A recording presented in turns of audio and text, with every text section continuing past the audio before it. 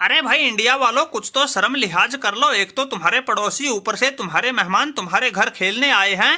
पहले तो तुम्हारा वो अश्विन और जड्डू काट गए हमारा फद्दू, वो ऊपर से आके तुम्हारे इस बुमराह ने कर दिया पूरी बांग्लादेश को गुमराह। क्यों भाई बुमराह, क्या जरूरत थी ऐसा कहर बरपाने की? जो अश्विन और जड्डू ने किया था वो कम था क्या? तुम कौन से जन्म का बदला ले रहे थे जो एक के बाद एक तगड़े झटके दे रहे थे? खेलते तो सब है, लेकिन तुम लोग तो खिलवाड़ कर रहे हो। बताओ, पूरी बांग्लादेश को 150 का आंकड़ा भी नहीं छूने दिया, 47 ओवर में ही 149 पर निपटा दिया। अब आया ऊंट पहाड़ के नीचे। हाँ भाई बांग्लादेशी साकिब अल हसन, असली मर्दों से सामना हुआ तो तुम्हारी हवा टाइट हो गई। और कर लो नागिन डांस से। हमारे खिलाफ तुम्हारा तुक्का क्या लग गया? तुमने तो आसमान ही सर पे उठा लिया था।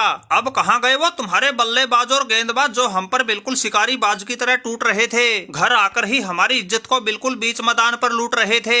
अब तुम सबकी टाई टाई फिस हो गई। टेस्ट मैच की पारी में तुम सबसे शतक छोड़ो, किसी से 50 तक ना लगी। अरे बात सुनो भाई बबरुआ, भले ही हमारी पारी में किसी की 50 ना लगी हो, लेकिन बांग्लादेश की तरफ से अब भी साकिब अल हसन अपनी पारी का टॉप स्कोरर है। मैंने तो फिर भी 32 रन बना दिए थे, लेकिन मेरे अलावा किसी से 30 का आंकड़ा भी नहीं छुआ गया था। वैसे रन बनाने में इंडिया वालों ने भी कोई अलग से झंडा नहीं गाड़ा था। ये तो उस जड्डू और अश्विन की पारी भारी पड़ गई थी, ये मैच फंस गया। 200 रन उन दोनों ने बनाए थे, 30 रन एक्स्ट्रा के खाते में आए थे, बाकी बचे उन सबसे भी 150 ना बने थे।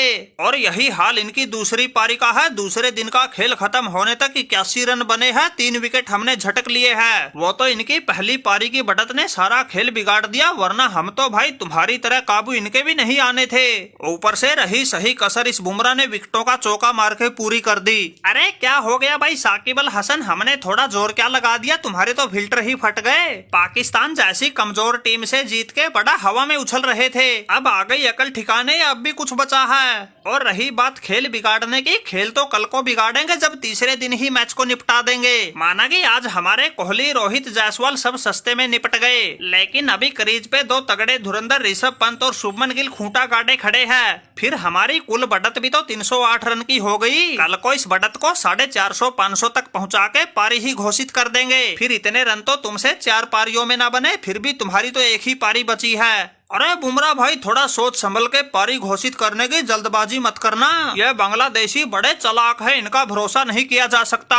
और ऐसी भूल करने का नतीजा हम तो भुगत भी चुके हैं। पहले मैच में ऐसे ही जोश जोश में आके हमने भी की थी पारी घोषित करने की भूल। इन बांग्लादेशियों ने फिर हमारी आंखों में ऐसी झोंकी धूल, हमें मजबूर कर दिया करने के लिए हार कबूल। मैं तो कहता हूँ कल का पूरा दिन तुम ही खेलो, बना दो 600-700 रन, फिर अपने आप कुचला जाएगा इन बांग्लादेशी नागों का फन। अरे बाबर भाई, तुम ज्यादा टेंशन मत लो। तुमने तो हमारी गेंदबाजी को ही अपनी जैसी लगा लिया, इसीलिए तो ऐसी बातें कर रहे हो और इन बांग्लादेशी लंगूरों से इतना डर रहे हो। ये जड्डू ऐसा चलाएगा जादू, अकेला ही कर लेगा इनको काबू। बुमराह भाई बिल्कुल ठीक कह रहे थे। असल में तो ये मैच कल ही निपटा देंगे, वरना परसों तो टी टाइम से पहले ही इनको पानी पिला देंगे। तुम चिंता ना करो, बस खेल देखो और खेल की धार देखो। ये बांग्लादेशी हिंदुस्तानियों को फंसे है, इनकी ऐसी रगड़ा पट्टी करेंगे ये आगे हमारे आने से भी डरेंगे। अरे जड्डू भाई, तुम्हारे मुंह में घी शक्कर, जैसा तुम कह रहे हो बिल्कुल ऐसा ही करना है, तब कहीं जाकर इस बाबर के कलेजे को ठंडक मिलेगी। वरना भाई आजकल इज्जत का ऐसा फलूदा बन गया है, अपनों से नजरें मिलाने में भी शर्म आने लगी।